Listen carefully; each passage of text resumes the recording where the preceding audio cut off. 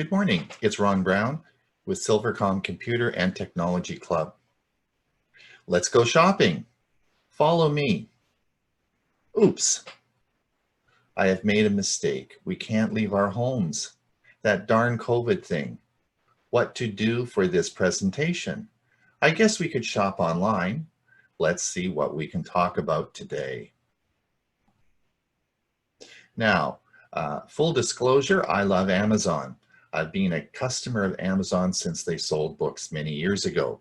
Those of you who know me will tell stories of the Amazon delivery truck stopping at my home in Mesa 3 times a day. These rumors are all true, but this is not a talk about Amazon.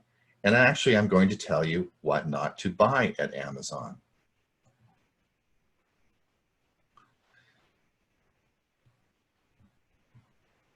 Now, in 2016, I took a group of 20 people to the Amazon fulfillment center in Phoenix. It took me 2 years to arrange this, and I started to organize this in 2014. It is a fun thing for you to do with your club, and I would encourage you to start the process. There's a long waiting list to get it, and obviously they've stopped this in light of the COVID epidemic, but it is a fun thing to do in the future.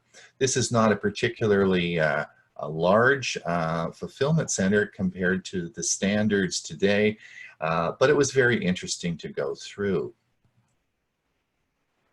This is the parking lot, and you'll see the size of the building, which is really quite amazing. We entered into the main entrance of the fulfillment center and were met by staff. But unfortunately, I can't show you what happened because there are no photos allowed after entering. I must say it was interesting because seeing the conveyor belt come down with all the parcels was a pretty impressive sight.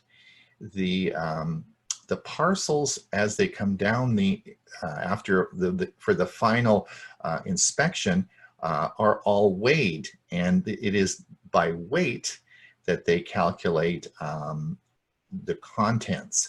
So they know the weight of everything in the warehouse, and so if you have something, 2 articles in a package, A plus B, it must equal a weight of C. If it isn't, it gets spit out and has to be manually checked. And as it comes down the chute, it's coming at a fairly rapid speed, and there's a little puff machine that takes a little puff of air and shoots it onto the package, and by this it can figure the weight out. Amazing. I'm not an engineer, but it was true, very interesting. So let's talk about shopping apps.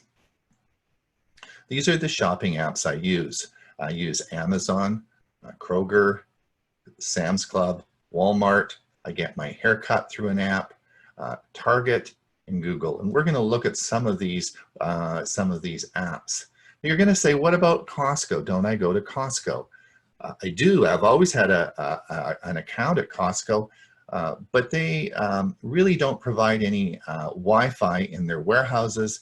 And their website, they're getting more into the web thing the last couple of years, but I always find it still cheaper in the warehouse. The 4 apps we're going to talk about are Sam's Club, Kroger, which is Fry's in Arizona. Kroger is the largest food distributor in the United States, and in different states it could be called different things. In Arizona, it's called Fry's.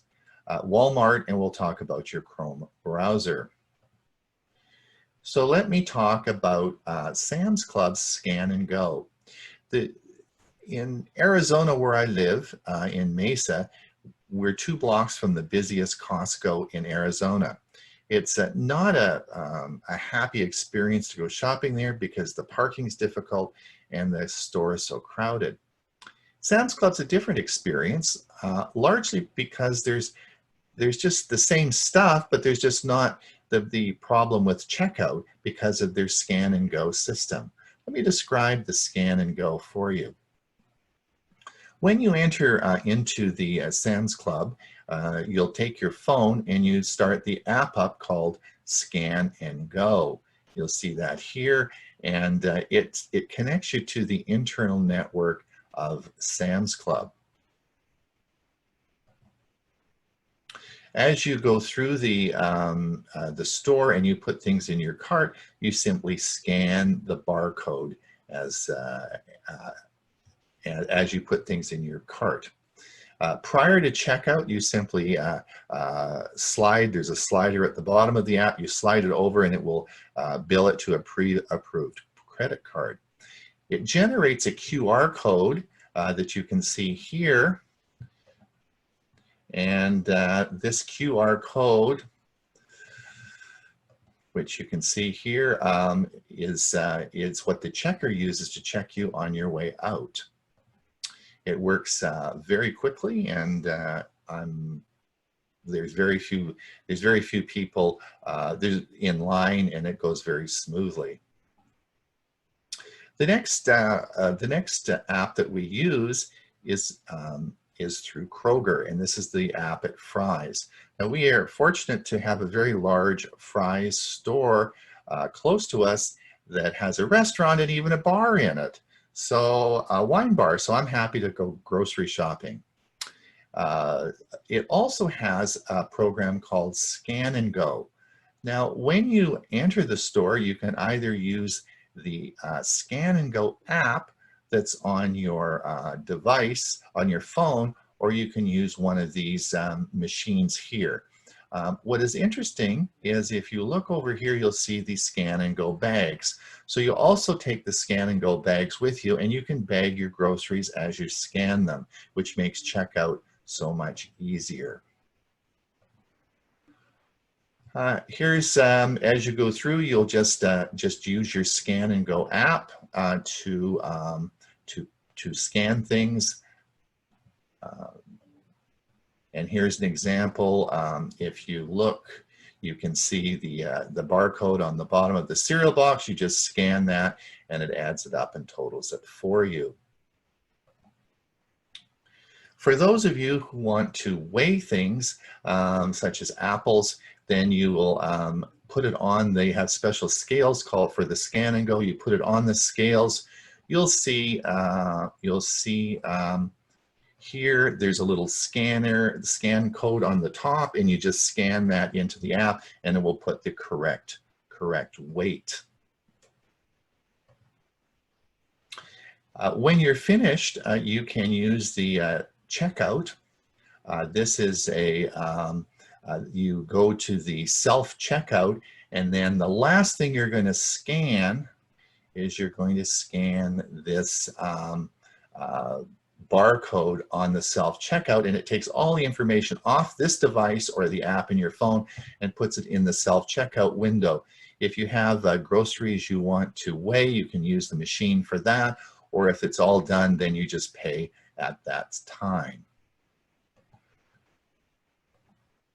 And as you leave, this is where you put the machines on your way out.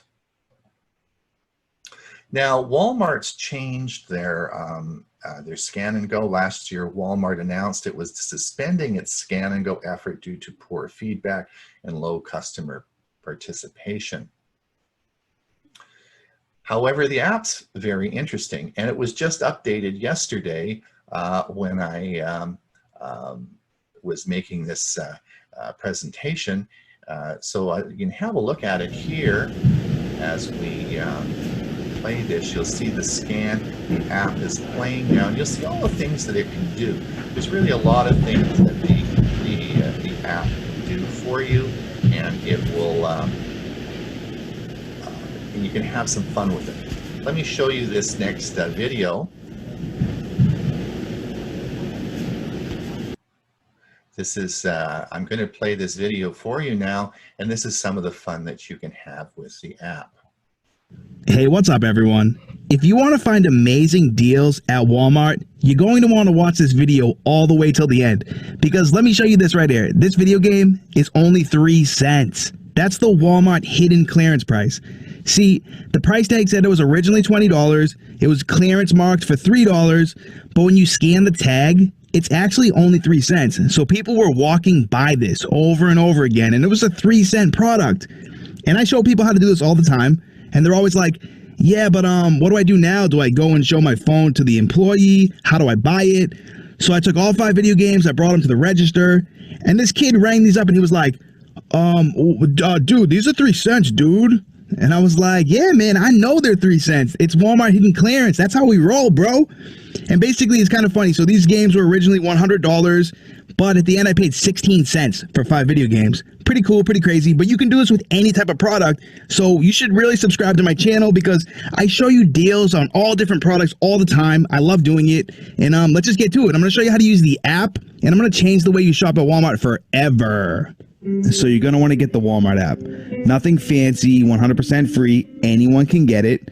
So once you download the Walmart app, make sure you open it inside the store, because you see this address right here? This is the address of the store I'm in right now. This is super important because now the app works as the store assistant, which means that everything I scan in this store is going to show the price of the item for this store specifically. Now you see this little icon over on the right, this little barcode? You're going to want to click this little barcode icon and it's going to open up your scanner. So now your camera on your phone works as a price scanner. So you can go to a barcode, you can scan it, and you're going to see right now, this item right here when it scans, this is 3 cents in this store specifically. Not the store down the street, but this store. So make sure you open up the app when you get to the store. Now, one other thing real quick I want to touch up on is everyone that I tell about this strategy, they say, look, I get bad service inside of Walmart. And I'm always like, well, you need to realize Walmart has free Wi-Fi. So you could take an iPod or a tablet and you could download the app and you could use the free Wi-Fi, and essentially your entire family could go around scanning for hidden clearance if you wanted to. It does come in handy. Keep that in mind. All right, so this tip is so important. I truly believe that everybody watching this should do what I'm about to say. So basically what I do is I follow different accounts on social media, Instagram, and it's really why you should subscribe to my YouTube channel right now, because I post about deals and I'm going to give you an advantage. So basically what happened was I saw someone post about this item being on clearance, and now I'm seeing it at my local Walmart, but at my local Walmart, it's not marked clearance. So I'm going to give it a scan. It says it's $300 here at my Walmart. Now, when I scan it with the scanner, the actual price is $150. So this is on hidden clearance, but I would have never known that if I didn't see somebody post about it. That's why you should be following accounts like mine, and we'll give you a head start. You get a total advantage when you do this. Everybody should be doing it, honestly. So you can have lots of fun with that. Hey, what's up, everyone? Now, the next one is Google. Let's say we wanted to buy one of the new iPhone SEs. You can enter that into the search, the iPhone SE, into your Google search, and it will come up and give you some results. But if you move along to the right here and hit shopping, then you will come into the Google Shopping app. And then it will find the, let's have a look here. It will find the products that you're looking for across the internet, and it will in your local area. So you should try using the Google Shopping app. That's another fun one to use.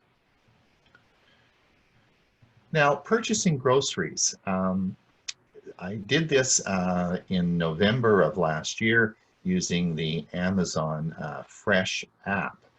This is free if you are an Amazon Prime member.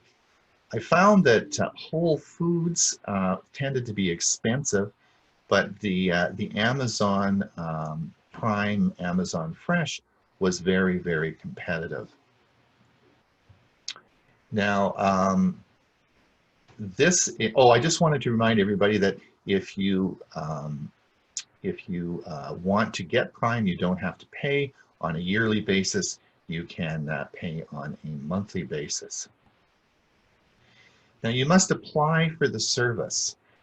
If you look at your Amazon account, and here is my Amazon account, you'll see the fresh marker here, and when you click on that, it will ask you to apply for the service. And it is because it's a 2-hour delivery service for your area, they have to make sure they have enough drivers. It took me about a week before I got approved, and then you can start ordering. So let's look and see what happens.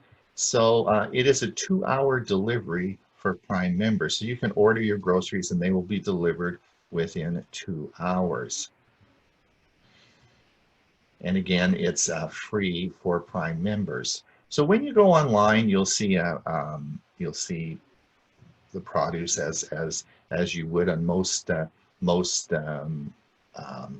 online groceries. It's about the same, I would expect. And you can choose the products that you want. And then when you're ready to leave, this is the schedule you'll get. You'll see that it's the delivery to my address, and you can choose today. And these are the times in which you can choose to have it delivered. There is no charge if you are a Prime member. It'll be delivered in a truck like this. It's a well-documented truck. It was very busy, lots of people using the service in our park. When you did get the products, they came in bags like this. I ordered stuff that I wanted to check and make sure that they did a good job. I ordered pomegranate, avocado, and some berries. They came well in an insulated bag, which nicely put in there. You've got a frozen water bottle in there to keep your food cool if it needed to be cool. So it was well packaged, and I ordered some preservatives and of course some bread, and the bread was fresh. All the produce was just as I would have bought it myself if I'd been shopping at Fry's. The cost of this was quite interesting. If you look over here, and I'll, oops, sorry.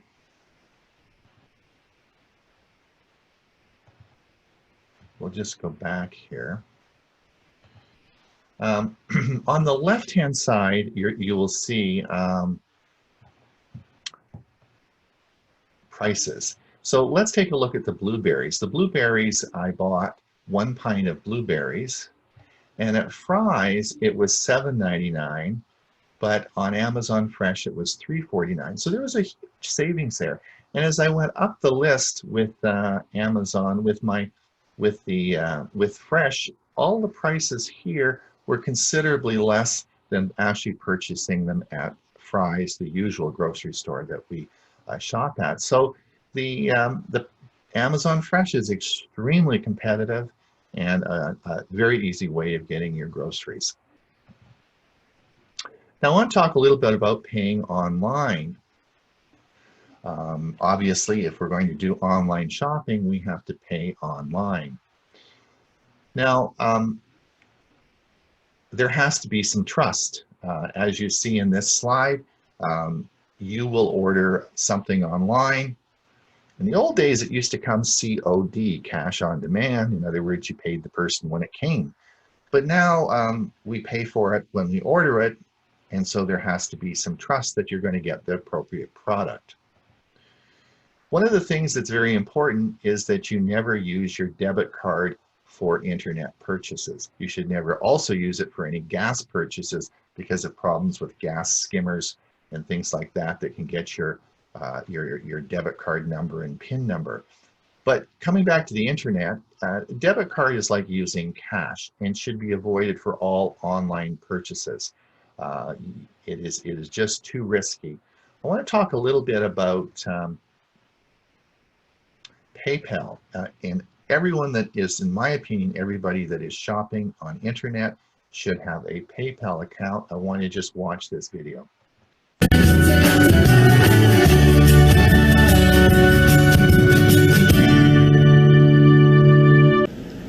Hi, Drew Angel here with an introduction to PayPal. Today we're just going to take a quick look at a simple question. What exactly is PayPal and how does it work?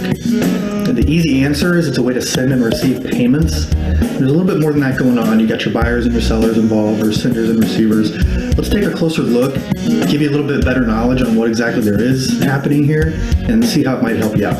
So first you have the buyer side. When you want to make payments with PayPal, of course the first thing you'll do is create your PayPal account, and you'll treat it like a wallet. This is your digital wallet or your PayPal wallet. Just like a regular wallet, you can hold cash in there in the form of a PayPal balance. You can have your debit card and credit cards in there from various banks or credit card providers. You can have multiple bank accounts, so checking accounts or savings accounts from a local branch, from online banks. You can add all of these into that PayPal wallet, and when you make payments, you can choose whichever funding source you'd like to use. So again, your PayPal balance would be your cash. Your bank accounts could also be kind of considered cash, and then you've got your credit and debit cards. The cool thing is, when you make payments with PayPal, all of those funding sources are protected inside that PayPal wallet. So the seller, all they're going to get is your name, your email address, and a shipping address if it's required, if they need to send you something. So that sensitive information, like the bank account numbers, credit card numbers, and expiration dates, and security codes, the actual billing address associated with these funding sources, that's all protected behind the PayPal barrier or inside your PayPal wallet. So consider, if you go shopping on 20 different websites, and you put in a credit card number in each of these 20 sites, well, that's 20 different chances that they could be saving your card number in their database. They're not supposed to be doing that, but a lot of them do. And if they get hacked and that data gets stolen, now your credit card numbers or bank account information is included in that hacked data. Obviously, this isn't a good thing. And again, when you pay with PayPal, none of that information is provided to the seller. All they're going to get is your name, email, and shipping address. So it protects you. You have this buyer protection behind that PayPal barrier. This is one of the biggest advantages of using PayPal. So let's, this is, I just bought a product at Lowe's, and you can see that this was paid through PayPal, and all as they got from me was a confirmation from PayPal. So again, it hides your personal information and keeps it confidential. Now, PayPal was part of eBay before being spun off in 2015. The PayPal stock is up 220% since its public offering. The company is said to have added 37.3 million customers in 2019 to finish the year with 305 million active customers. We'll talk a little bit about the Venmo app, which is a peer-to-peer payment platform, in a minute. But PayPal says Venmo handled 29 billion in transactions this past fourth quarter.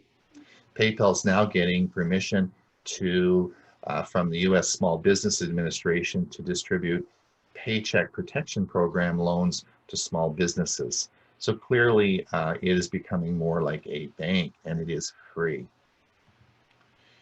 The Venmo app is a gold standard for peer-to-peer transactions. There was a disturbing news story in Canada last summer where a Manitoba man says marketing that claimed people are protected when they transfer money is misleading after fraudsters stole $3,000 and the Toronto Dominion Bank said he was to blame. This is a contractor who sent $3,000 to a subcontractor and it never arrived. He claimed that it was fraud and and took the Toronto Dominion Bank to court. They argued that had the proper passwords been placed in the e-transfer, there would be no way fraud could have occurred. And the banks all changed their terms of service about 6 months ago, limiting their liability with fraud. And one of the things that you have to be careful with is that you all trust your banks and think they have your back. This, in the more digital world we're getting into, this may not always be true. Venmo is a very secure, much more secure way of transferring money from one person to another rather than doing an e-transfer. So I would encourage you, if you are doing sort of a payment to other people, that you should use a Venmo account to transfer your money. The other thing that you can use, and you can pick these up at the grocery store, are prepaid cash cards. These are from Visa, MasterCard, or in this case, it's Kroger. These cards, there is a cost to them. I think this one is $1.95. You can see that on the screen. I think we'll just bring that up, and that's $1.95. And when you check out from the grocery store, you'd simply say put $200 on the card, and they would, and then your card would have $200 on it. Now, there's no name associated or personal information associated with these cards, and all as your liability would be to that for the $200. There is a cost, a monthly cost with these. There can be 1 or 2% charge per month on the balance that's on the cards. So you really don't want to have these put a large amount of money on these and leave them for 2 or 3 years. But it works really well for someone who doesn't have credit card, who can't get a credit card, who's worried about credit cards. You can, and you're going to want to do some shopping for Christmas. This is a very good way of protecting yourself and doing online shopping. And again, they all have these different cards. The other way that if you plan on shopping at Amazon and doing most of your shopping on Amazon, you can buy the Amazon gift cards as well that you can just put on your Amazon account. PayPal is not accepted by Amazon, by the way. We have, again, a popular way now is Apple Pay. I'm not going to go into this. And also Facebook has just started their own Facebook Pay. So lots of different ways in which you can pay. Now, what not to buy on Amazon? One of the things that you should not buy on Amazon is technology you don't understand. And I want to give you 3 examples. Here's an example of an article I read a week before this presentation. Now, I get up in the morning and I spend a couple of hours going over the news service and looking at all the articles that are published. This was an article on the massive discount on Microsoft Surface laptop. Now, I'm not sure who this reporter was who wrote this, but it wasn't much of an article. It was more of an advertisement for this sale. And you'll often see these, you get 3 or 4 of these ad articles, I call them, through the week that come out, and you really wonder if the company who is trying to sell it got someone just to write this article so that you could be directed to the store to buy the product. And in this case, this was discounted on Amazon. So when you went to Amazon and you brought up this product, here you'll see it on sale and you're going to save 32%. But what is really important, if you look over here to the right, and we bring this up, this is actually sold not by Amazon, but it's sold by CDRY Industries. Who the heck is CDRY Industries? Well, if you click on that button, you'll go to the next slide, and you're going to see what this is all about. Now, on Amazon, you can come over here, and you can actually see what their ratings are. And I would tell you that anybody selling expensive computer equipment on Amazon usually has a rating of about 95% or better. So I'm a little bit concerned that there's only an 82% positive rate over 30 days. The other thing that happens, if you look over here carefully, you'll see that there's a couple of a 1-star rating. Well, what happened here? It says, I ordered a Surface Pro 6 with 100, so it goes on. I received the wrong item twice, and after complaining, so on and so forth. Now, it was true that in this review, Amazon said that it was fulfilled by Amazon and it was their mistake. But twice he had to send this computer back and there were problems. So I don't think this is this is a good approach, and I don't buy computer equipment on Amazon. I usually buy, my favorite store to buy computer equipment is obviously Best Buy. I also buy equipment factory direct from Lenovo, Dell, or Asus, and we'll talk about Walmart, but I don't do that on Amazon. I just wanted to let you know about Best Buy.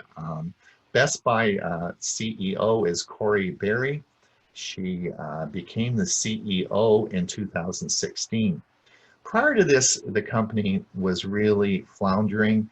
They had commission salesmen, shady business practices, and really were on the way out. Corey Berry changed the company and turned the whole company around. They're no longer commissioned salespeople that work there. They are customer support people. They're paid a salary and there's no commission, and they're there to make sure that you get the best value. They have a solid return policy and no shady business practices. I really do like the store. They have approximately 125,000 employees and did $43 billion in revenue last year. I do want you to think a little bit about Walmart, though. Now, I do appreciate that when you go to the Walmart store, and sometimes they have a lot of computers. This is an example of the Chromebooks at my local Walmart store, and you can see there's a fair number there. But what I'd like you to go is, if you went on Walmart online, we'll just bring this up here, and you can see when I searched Walmart online for Chromebooks, I got 979 results. Their online presence for computer equipment is huge, probably even better than Best Buy.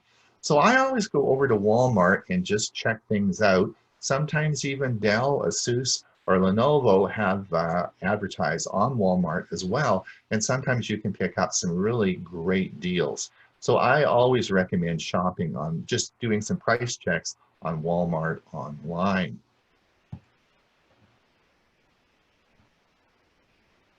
The next thing is, here's another problem. Suppose you were at a security talk I gave, and I gave you some information about how you should have a new router. You might go online, as I did a couple of days ago here, and you might say, okay, let me get a Netgear router. And this would be one of the options on your search. And this would be the Netgear N300. Now, if you ordered this, it's going to come in a nice shiny box, and it looks brand new. And you're going to think this is a great deal for $32.98. The problem with this is this router came out probably in 2010. It's over 10 years old. Nobody would sell this router in all of the United States or Canada. You can find it on Amazon. So someone has a warehouse of these old routers, and they'll sell you one and it'll look like new. But this would be a very, very bad choice. So please be careful with this. This is clearly a situation where it would be better to go to Best Buy, talk to the sales support people. They would fit you up with the best router, and away you go.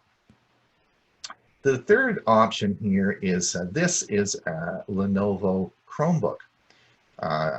This is a renewed one. You'll see the renewed label here. Now the N22s, Lenovo sold millions of these to the school district. The school districts take them and use them for 3 or 4 years, and then they get refurbished and then put back up and resold. And if you look at the price here of $149.99 plus $23 in shipping, because it's sold by Lenovo, this is not a very good deal. These machines are Chromebooks are time expired as the hardware, And if this was a machine, it might only have a couple of years left on left on its usefulness. So it's a problem, and this would be a very bad choice.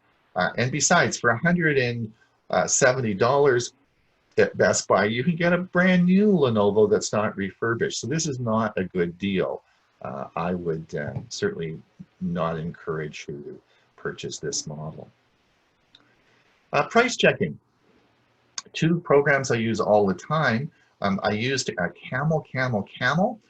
It's an app that you can purchase, or no, it's free, and it's a Chrome extension. And I used that for many years. The one I use now is called Keepa, and it's again, they both do basically the same thing. The thing I like about Keepa is it always comes up on the search that you do on Amazon. You don't have to actually click a button to get it. But they both pretty much do the same thing. Here's an example here. If I went and I ordered something, and you'll see it up here on the top, and it would give me the prices, highest and lowest down as a reference. As you may or may not know, but the prices of things on Amazon change on an hourly basis. So you have to be careful with that. And again, Camel does the same thing, and they give you the historical pricing on things, and also you can bid on things and put an acceptable price that you'd be willing to pay, and they'll let you know if the price drops. Lots of things to do, but Camel, and Keepa are essential if you want to shop on Amazon. Again, you can actually set a desired price, and then they'll tell you what the current price is, and they'll give you the difference. Honey is owned by PayPal. This actually checks the prices not only with Amazon, but with all the retailers, and gives you the best deal.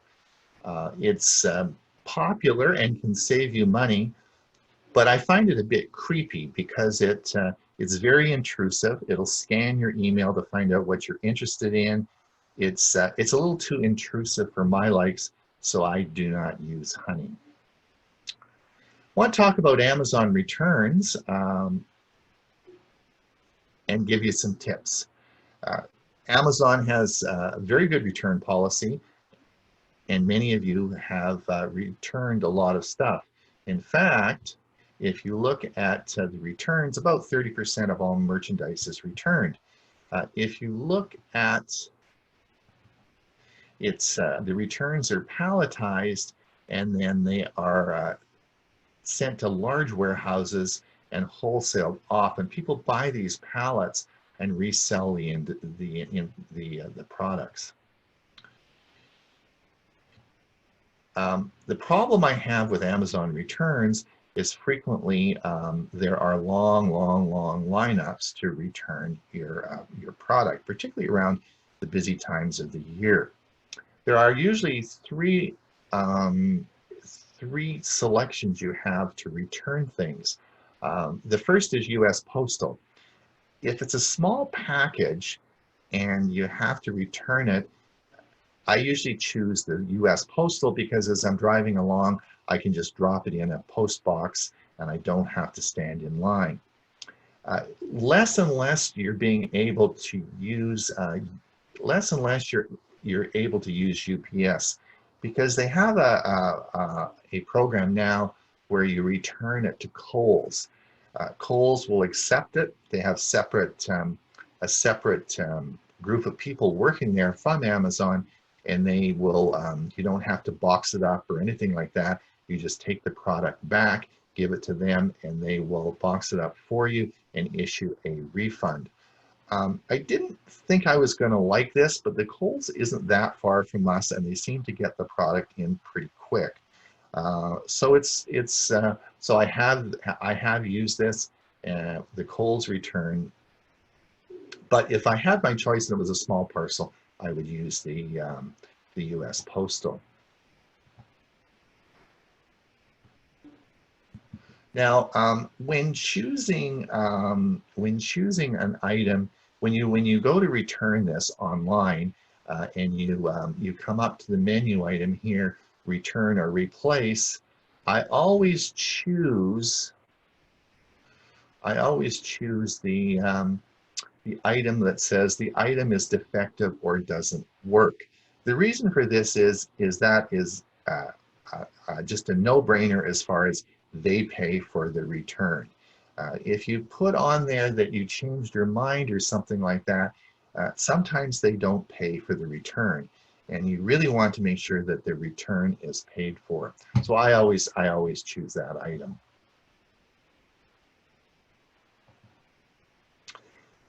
This is just one of the many YouTube channels that you can watch, and it is a mystery box, and they have opening of the wholesale boxes. There are people that buy up those pallets, and they resell the information, the products, and they have a YouTube channel, and they show you as they open in the boxes what they found inside, and it's quite interesting. I've watched that many times, and you can certainly go on YouTube and see the fun they have. Now, the last thing, people often ask me how to phone Amazon, how to get Amazon to phone them, or how to communicate with Amazon. So I wanted to just show you how to do that. So the first thing you're going to do is you're going to come down to the very, very bottom of your website, your Amazon site, and you're going to click on the help. Okay, you'll see the help button there. You'll see it right there, and you're going to click on help. And then this is going to bring up the next menu, and I want you to go down, way down to the bottom. And you're going to say, need more help. And you click on the bottom there, it says need more help, and then you say contact us. And then this brings up this menu, and I hate chatting. So you go just below you just go below here, just below the start chatting now, and you say need help over phone. And when you click that, it'll bring you to another menu, and you can make a couple of selections.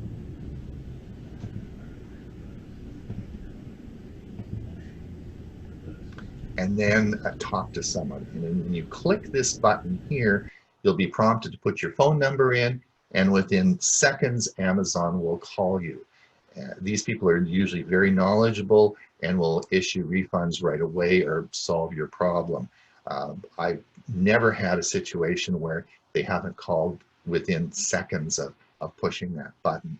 And that's how you can talk to a real live person at Amazon to help resolve any problems that you have. So that's, I hope you've enjoyed my talk on shopping. It's Ron Brown with Silvercom Computer and Technology Club. Please have a great day. We'll talk to you soon.